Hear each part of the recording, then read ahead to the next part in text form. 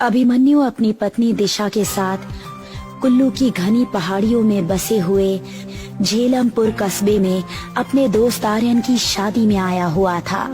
अभिमन्यु की पत्नी बहुत खुश थी। आर्यन की शादी के 2 दिन बाद अचानक अभिमन्यु को याद आया कि उन सब का दोस्त अनिरुद्ध शादी में नहीं आया। अभिमन्यु ड्राइंग रूम में बैठा हुआ सबसे बातें कर रहा था। तुम्हारी शादी में आकर बहुत अच्छा लगा आर्यन। दिशा ने तो तुम्हारी शादी को खूब एंजॉय किया। तुम्हारा बस चलता तो तुम तो मेरी शादी में आते ही नहीं। मैं तो भाभी को थैंक यू बोलूंगा कि उन्होंने प्रेगनेंसी की हालत में भी मेरी शादी में आने के लिए ट्रैवल किया। अरे कैसे नहीं आती आर्यन, तुम्हें अंदाजा भी नहीं है। अभिमन्यु हर समय तुम्हारे बारे में ही बात करता है। आर्यन ये है, आर्यन वो है। और जब तुम्हारी शादी का इनविटेशन आया ना, तो मैं खुद को रोक ही नहीं पाई। मैं भी देखना चाहती थी कि आर्यन क्या है। लेकिन सच बताऊं, अभिमन्यु तुम्हारी जितनी तारीफ करते हैं ना, तुम उससे कहीं ज्यादा स्वभाव के अच्छे हो और मजाकिया हो। मेरे मजाकिया स्वभाव की प्रशंसा करने के लिए आपका बहुत बहुत धन्यवाद भाभी। एक बात बताओ आर्यन, शादी में अनिरुद्ध क्यों नहीं आया? मैं 2 दिन से आंखें फाड़ फाड़ कर उसका इंतजार कर रहा हूँ। वो तो पास के ही गांव में रहता है ना।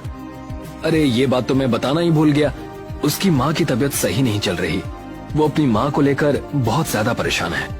आर्यन की बात सुनकर दिशा ने अभिमन्यु की ओर देखकर कहा, हमें अनिरुद्ध की माँ को जरूर देखने जाना चाहिए, वरना उसे ये जानकर बुरा लगेगा कि हम कुल्लू आए और उसकी बीमार माँ को देखने तक नहीं गए। तुम सही बोल रही हो दिशा, तुमने मेरे मुंह की बात छीन ली। अगर ऐसी बात है तो फिर कल मैं तुम दोनों को उसके गाँव ले चलूंगा। अरे भूल गए क्या? कल तो मेरी दिल्ली वापसी का रिजर्वेशन है। मैं एक काम करता हूँ, तुम्हारी बाइक लिए जाता हूँ। मैंने सुना है कि उसका घर यहाँ से 3 किलोमीटर दूर है। मैं और दिशा अकेले चले जाएंगे। अभिमन्यु की बात सुनकर आर्यन के चेहरे पर अचानक चिंता की लकीरें झलकने लगी। आर्यन का डरा हुआ चेहरा देखकर अभिमन्यु बोला, क्या बात है आर्यन, तुम्हारे चेहरे का रंग क्यों उड़ गया? दरअसल बात यह है अभिमन्यु, अनिरुद्ध के गांव से कुछ दूर पहले डायनी का इलाका पड़ता है। भाभी के पेट में 3 माह का गर्भ है और ये एक पहाड़ी इलाका है। तुम दोनों को वहाँ तक पहुँचते पहुँचते रात हो जाएगी और रात के समय किसी भी गर्भवती औरत का डायनी घाटी से गुजरना मौत को दावत देने जैसा होता है। आर्यन की बात सुनकर अभिमन्यु जोर जोर से हंसने लगा। तुम पागल हो गए हो क्या? दुनिया मंगल ग्रह पर कॉलोनी बनाने की तैयारी कर रही है और तुम अभी भी इन अंधविश्वास भरी बातों पर यकीन करते हो? नहीं अभिमन्यु, ये कोई मजाक का विषय नहीं है। डायनी एक तरह से डायन का ही स्वरूप होती है, लेकिन ये डायन से थोड़ी अलग प्रकार की होती है। डायनी को गर्भवती महिलाओं के गर्भ में पल रहे बच्चे बहुत पसंद होते हैं और वो उन बच्चों को खाने के लिए किसी भी हद तक जा सकती है। मैं इन सब बातों पर विश्वास नहीं करती। मैं एक नए जमाने की लड़की हूँ और मुझे लगता है कि आपको भी इन सब बातों पर विश्वास नहीं करना चाहिए। मैं भी अभिमन्यु के साथ शहर में ही पढ़ा लिखा हूँ भाभी, लेकिन डायन भूत प्रेत इन सब का भी दुनिया में अस्तित्व होता है। ये बात अलग है कि शहर के लोग इन बातों पर विश्वास नहीं करते, लेकिन हम पहाड़ों पर रहने वाले लोग इन बातों पर गहराई से विश्वास करते हैं, क्योंकि हम जानते हैं कि ये सत्य है। तुम अच्छी तरह से जानते हो आर्यन कि मुझे हमेशा से इन बातों से चिढ़ रही है। मैं इन बातों पर बिल्कुल भी विश्वास नहीं करता। अब मैं तुम्हें कैसे समझाऊं अभिमन्यु? मैं तुम्हें बताना तो नहीं चाहता था, लेकिन लगता है अब तुम्हें बताना ही पड़ेगा। सुनो, अनिरुद्ध का 6 माह का बेटा पिछले कई दिनों से लापता है और तो और उसके गांव में बहुत सी गर्भवती महिलाओं के गर्भ के बच्चे भी लापता हैं। उस गांव में आज के दिन भी डायनी का प्रकोप जारी है। लोग वहां दिन में भी जाने से घबराते हैं। अब मैं समझा, इसका मतलब ये है कि अभिमन्यु के माता पिता की तबीयत बिल्कुल सही है, लेकिन फिर भी इतनी बड़ी बात हो गई और तुमने मुझे बताया तक नहीं। मैंने तुम्हें ये सोचकर नहीं बताया कि तुम बेवजह परेशान हो जाओगे। अब तो मैं आज ही अनिरुद्ध के घर पर जाऊंगा और अगर उस गांव के बच्चे लापता हो रहे हैं तो गांव वालों को पुलिस की मदद लेनी चाहिए ना कि डायनी वाइनी जैसी बातों पर विश्वास करना चाहिए। सही बोल रहा है। गांव वाले पुलिस की मदद क्यों नहीं लेते? इस तरह से बच्चे अचानक कैसे लापता हो सकते हैं? और अगर यहाँ की पुलिस मदद नहीं कर रही तो फिर तुम लोग मीडिया वालों की हेल्प क्यों नहीं लेते? एक बार जब फ्रंट न्यूज पर बच्चों के लापता होने की न्यूज चलेगी ना, तो पुलिस अपने आप हरकत में आ जाएगी। मेरा दावा है कि इसमें जरूर किसी आपराधिक रैकेट का ही हाथ होगा। जब वो रैकेट पकड़ा जाएगा ना, तो लोगों के दिल से डायनी का खौफ भी निकल जाएगा। बेचारे गांव के लोग बहुत भोले भाले होते हैं। ये सही बात है आर्यन। आपराधिक मानसिकता के लोग गांव वालों के भोलेपन का फायदा उठाकर अपने गंदे मकसद को अंजाम देते हैं और भोले भाले गांव वालों को भूत प्रेत पिशाच का डर दिखाकर उनका मुंह बंद कर देते हैं। जबकि सच तो ये है कि ये सारी की सारी बातें किताबों और मूवीज में ही अच्छी लगती हैं।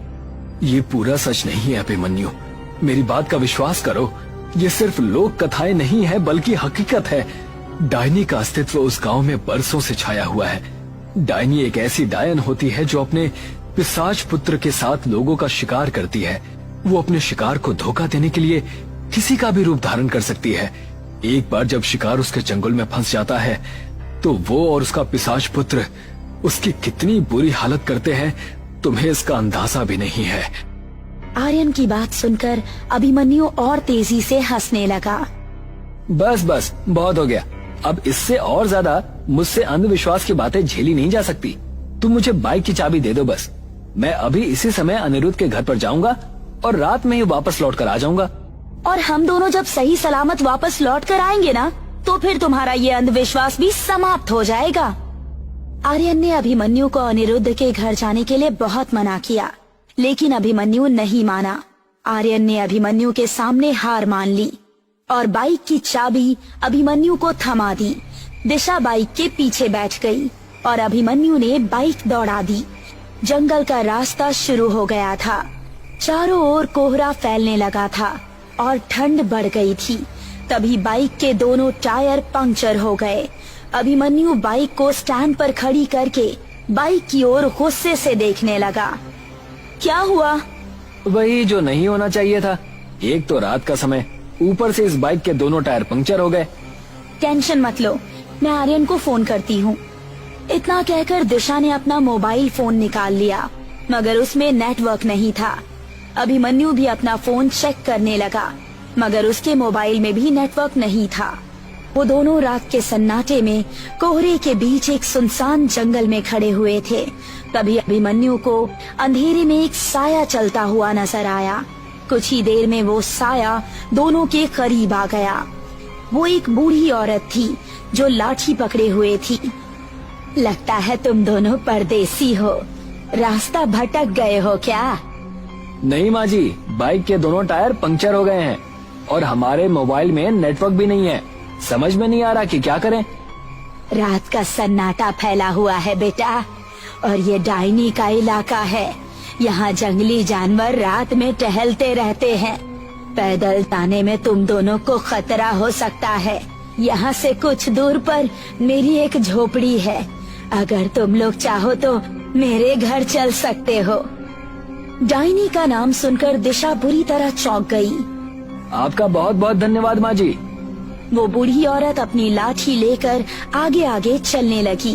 अभिमन्यु बाइक घसीटता हुआ उस बूढ़ी औरत के पीछे पीछे चलने लगा। कुछ ही देर में वो दोनों एक झोपड़ी के सामने खड़े हुए थे, जिसके चारों ओर लंबे घने पेड़ ही पेड़ थे और वहाँ भी चारों ओर कोहरा छाया हुआ था। दिशा के चेहरे पर अब डर झलकने लगा था। दिशा ने आहिस्ता से अभिमन्यु से कहा, अभिमन्यु, मुझे कुछ सही नहीं लग रहा। लगता है तुम्हारे दिमाग में आर्यन की बातें हावी होने लगी हैं। तभी उन दोनों के कानों में बुढ़िया की आवाज टकराई। अंदर आ जाओ तुम दोनों, मेरा बेटा अभी आता ही होगा। लेकिन यहाँ कोई आसपास मकान नजर क्यों नहीं आ रहा? अभिमन्यु ने इतना कहा ही था कि अचानक तेज बारिश होने लगी। वो बूढ़ी औरत अभिमन्यु की बात का जवाब दिए बगैर झोपड़ी के अंदर चली गई। अब उन दोनों के पास उसकी बात मानने के अलावा और कोई चारा नहीं था। वो दोनों झोपड़ी के अंदर चले गए और वहाँ बिछी हुई एक चारपाई पर बैठ गए।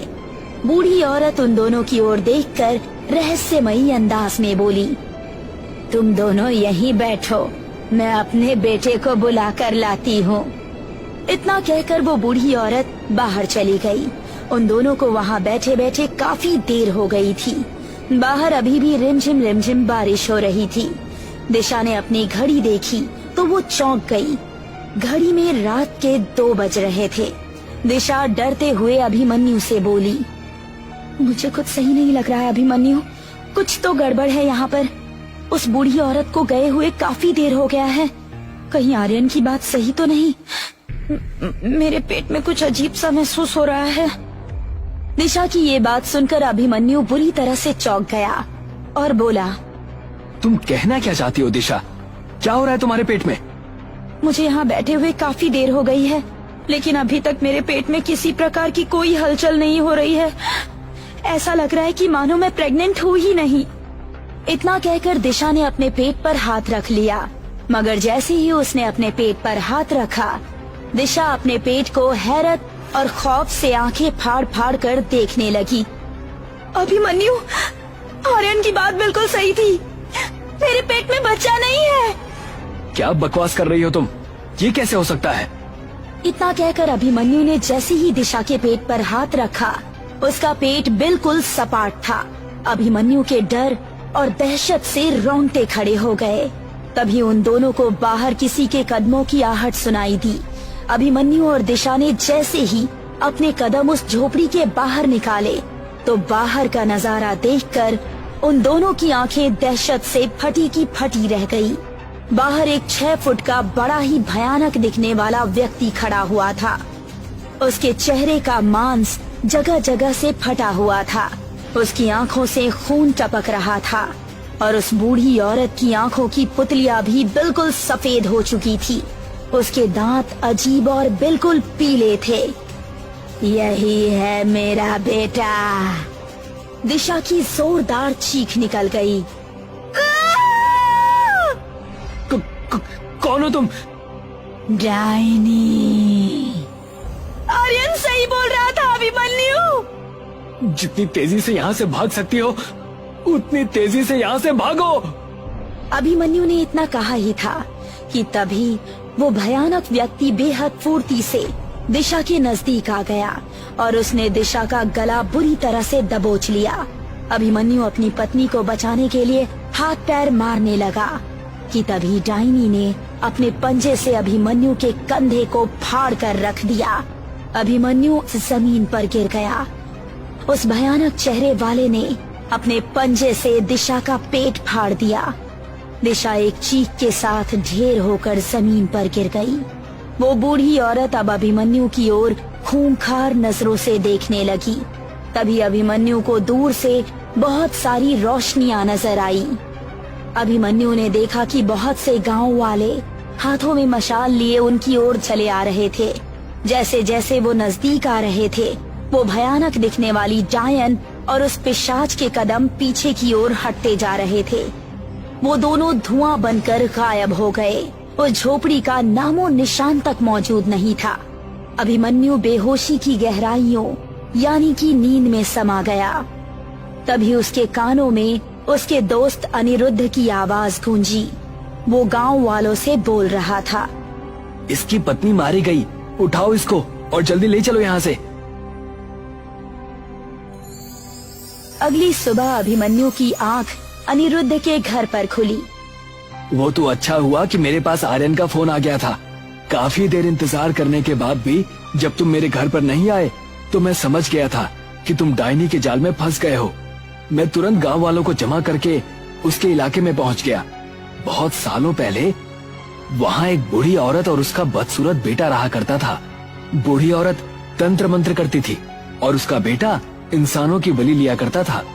एक रात गांव वालों ने मिलकर उस बूढ़ी औरत के बदसूरत बेटे को मार दिया।